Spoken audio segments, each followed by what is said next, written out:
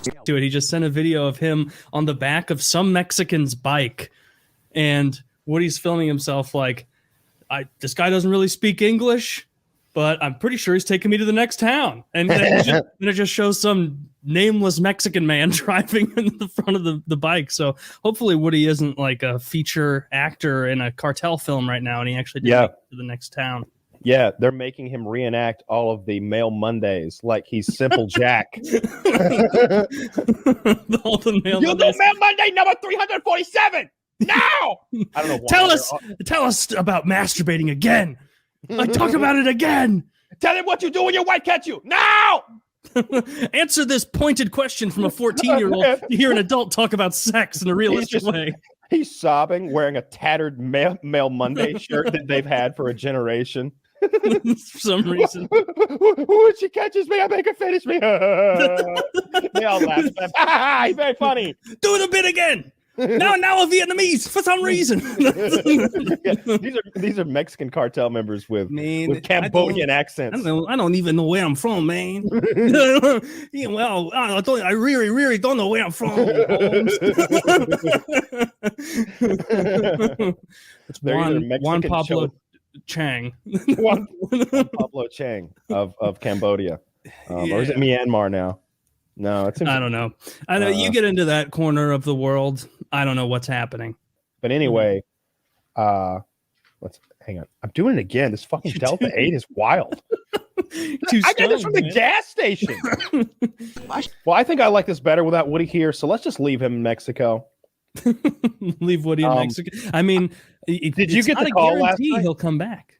You know they want 8 Bitcoins, right? For him? Yeah. I don't have any Bitcoin. I've only got half a Bitcoin, and I'm not getting it off of that drive. It stays there. Yeah, and I'm certainly not going to buy and then give away 7.5 Bitcoin. So hopefully he's industrious, whittling or making keys out of his finger bones. Or no, like I told you, he's doing those simple. He's doing those Simple Jack like renditions of Mail Monday. Like, now you do Take Tuesday. You lied to us. You lied to us. You do it now. He's over there with like circuit. Where am I? he's like, we seen Iron Man. Make it happen, funny guy. He's over there like, sparks and 12-volt batteries. He doesn't know what he's doing. I mean, Woody is a fit, handsome white man, and that means he's traipsing about Mexico. And so he'll bring in top podcasting dollar if they can get into contact with one of us, and unlikely. We can go spam alert. No, I'm not answering that. I'm not paying. We're not paying. Don't follow that. It's not us. Don't follow that. It's not us. I was yelling at Endgame, and he went, Kyle, and I got really scared. I was just like, yeah. Oh, could you stop shooting at me? You only hit me once, but could you stop? Yeah. Did you?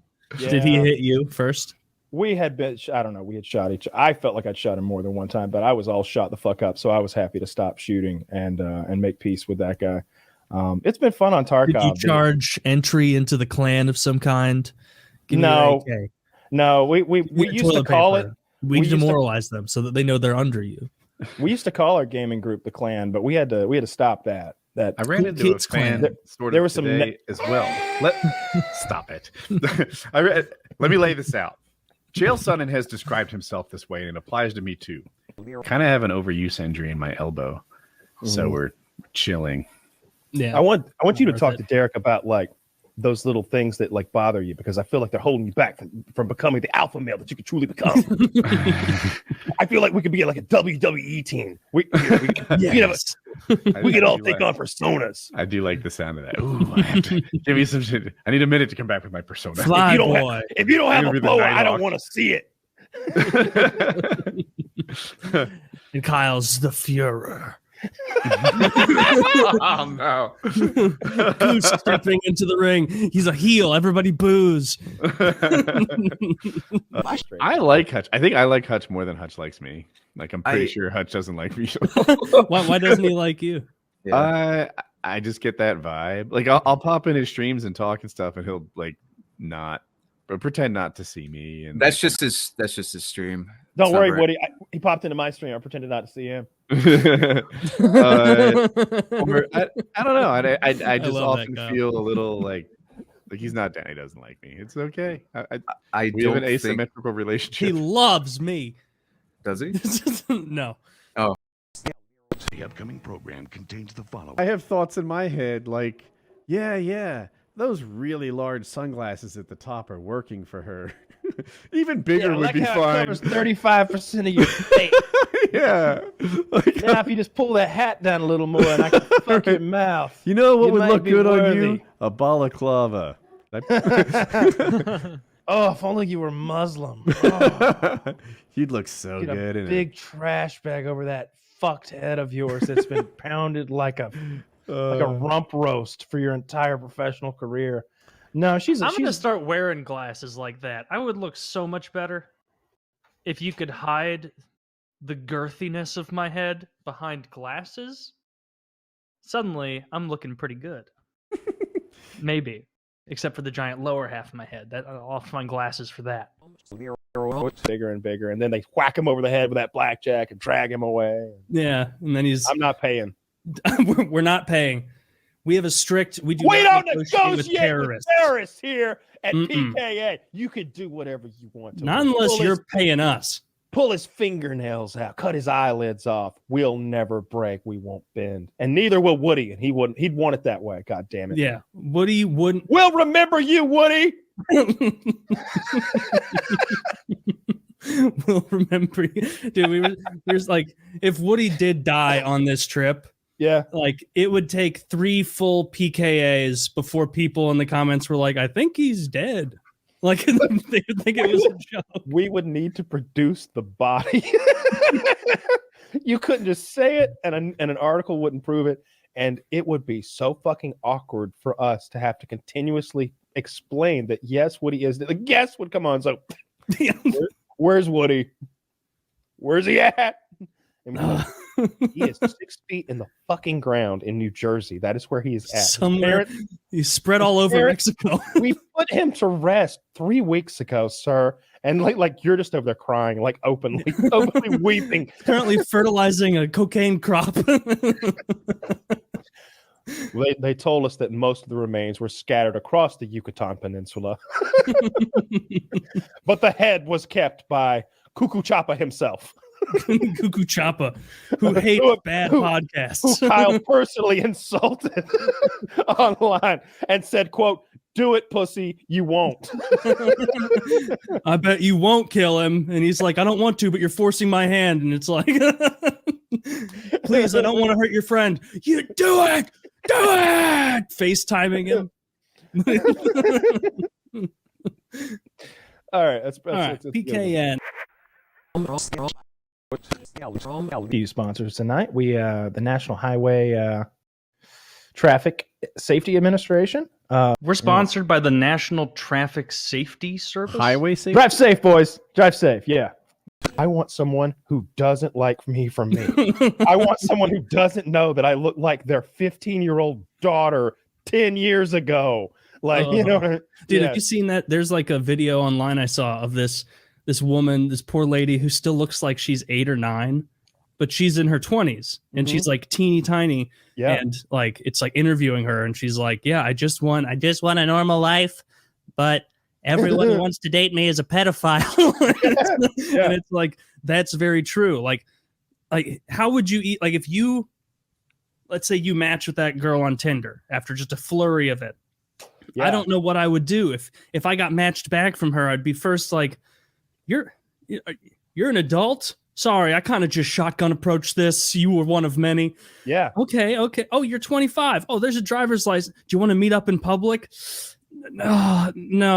I don't think that's. I mean, how about Chuck E. Cheese? And the worst part is, like, from my point of view, like, even if I did see within this 25-year-old who looks like a 15-year-old, like some great person, right? Mm-hmm. Some funny, intelligent, like well-spoken, successful person. It's like, fuck, can I date this person and not have people think that I'm a pedophile because I'm dating this person? Is the only conquest in which modern man can proudly and profitably engage.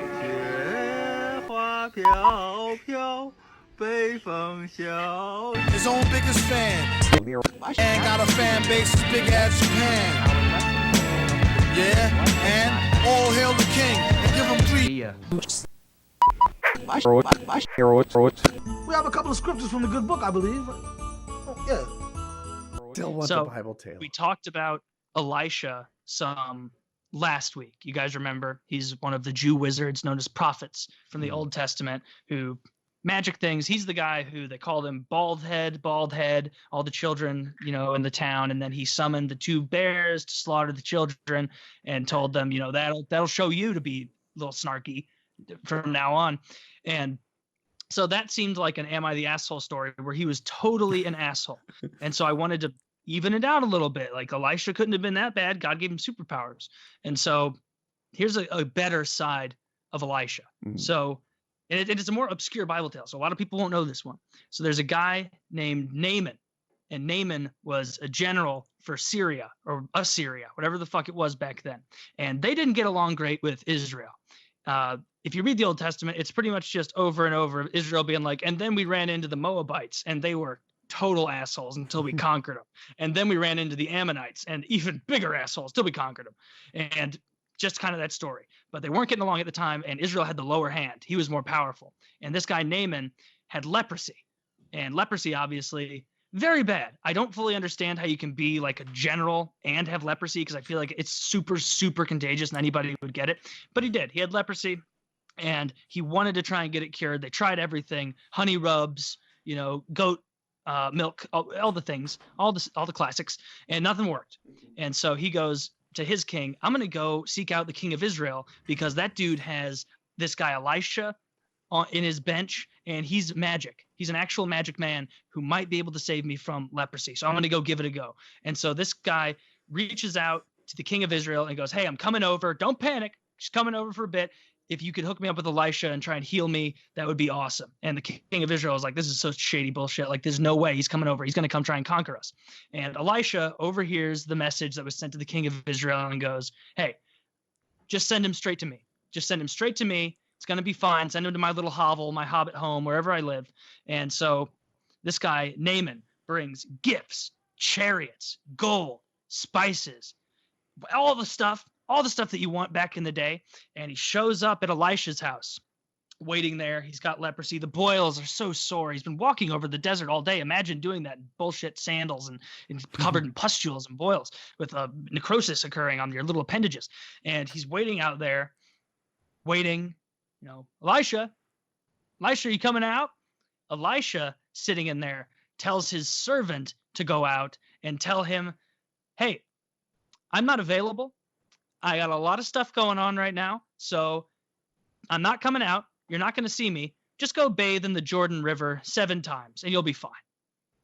And Naaman is pissed. He's like, I just brought look at how many people are here right now, and how many chariots, and how many things. I brought all of this just to be like, he told him, like, I expected you to come out and wave your hands and place hands on me and get rid of this leprosy, and instead you tell me to go take a dunk 7 times in a dirty river miles from here.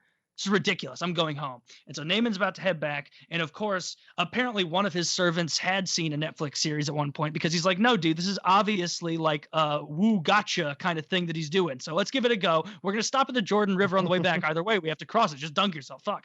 And so they get to the river. He dunks himself 7 times and he comes out pristine, clean as ever, completely cured.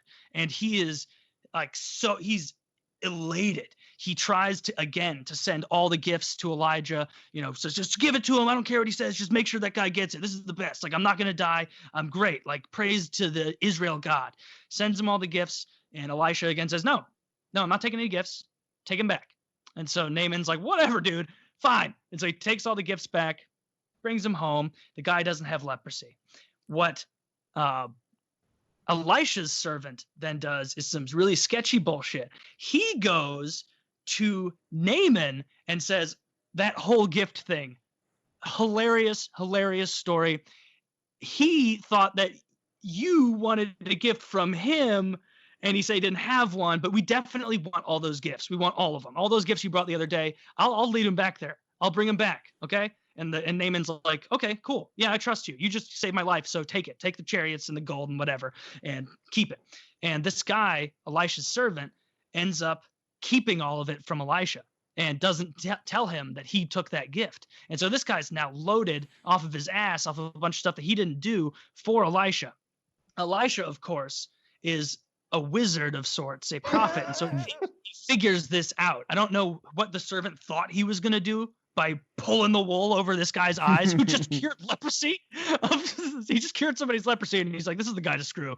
Like, fuck this guy. And so he gets it. Elisha finds out, brings him in. It's almost like he's getting fired, you know, where you get called into the office and it's quiet and it's, you know, we've had a lot of discussions in the past about issues of behavior. You've read our code of conduct and our ethics policy. You know how we do things here at Jews Incorporated, and this is not how we do it. And the servant, expecting just to get fired or let go, like, oh, I can't help this old wizard man anymore with his daily duties in between curing people. And Elisha flips the script and goes, actually, you're going to get leprosy. And he goes, actually, no, that's not it. All of your descendants will have leprosy. Now get out of my house. And so this servant, for stealing stuff, gets venge leprosy from a prophet. And that's not even enough. It's if you do manage to get laid with your necrotic leprosy cock, that kid's popping out like, you know, covered in welts and boils and whatnot. Like your whole livelihood is ruined. It's all for nothing. And there's no chapter in later books where they revisit it and they say, you know what, it's been years. You've learned your lesson, haven't you? And he goes, oh, my tongue fell out, but and then he goes, okay, fine. They cure him. Like, no, it doesn't happen. They just let him die of leprosy.